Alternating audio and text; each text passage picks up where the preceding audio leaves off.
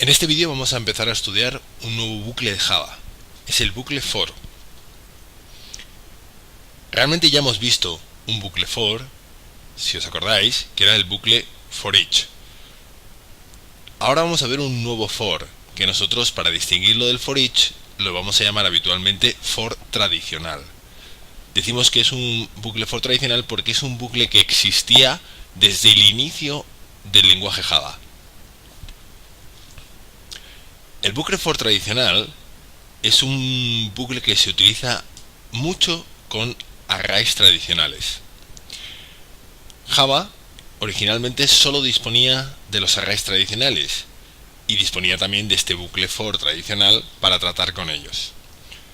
Cuando años más tarde se incorporaron las colecciones, cuando Java incorporó a su lenguaje objetos de tipo, por ejemplo, ArrayList, los diseñadores de Java pensaron en la necesidad de utilizar otro tipo de bucle cuyo trabajo estuviera más acoplado con estas colecciones y funcionara mejor con estas colecciones, y se sacaron de la manga el bucle for each.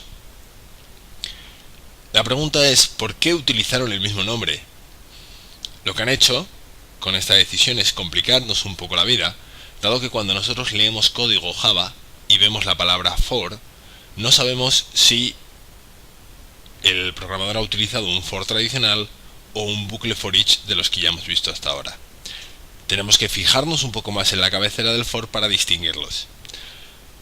¿Por qué no utilizaron una palabra diferente para este for que añadieron a posteriori? Bueno, pudieron haber utilizado cualquier palabra, pudieron haberlo llamado bucle repeat, por ejemplo. Pero claro, podría darse el caso de que programas Java hechos antes de la incorporación al lenguaje de este bucle for each hubieran utilizado en sus variables locales o en sus atributos o en sus nombres de sus clases esa palabra para designar dichas variables locales o dichos atributos. Si un programa tiene como variable local la palabra repeat, si Java a partir de un momento dado utiliza esa palabra como palabra reservada para referirse a un nuevo bucle, ahí tenemos un problema. Con lo cual los diseñadores de Java, para evitar ese problema, dijeron, bueno, pues dado que tenemos ya la palabra reservada for para ser utilizada con el bucle for tradicional, cuando metamos el bucle for each, lo metemos con la misma palabra reservada. Esa es la razón de que haya dos bucles for con el mismo nombre. ¿Cuándo utilizar un bucle for tradicional? A partir de ahora siempre vamos a hablar del bucle for tradicional. ¿Cuándo utilizar un bucle for tradicional?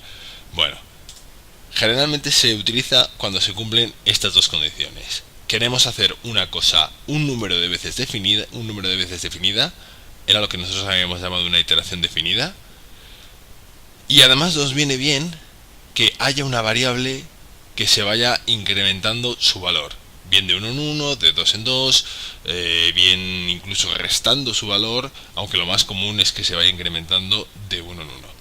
Por ejemplo, si nosotros quisiéramos por pantalla mostrar los 5 primeros números, el 1, el 2, el 3, el 4 y el 5, en ese caso sería una buena idea utilizar un for tradicional. Es una iteración definida, sabemos que tiene que repetirse 5 veces, imprimir algo por pantalla, y además nos viene bien que hay una variable que se va incrementando de 1 en 1, que es la que vamos a imprimir por pantalla.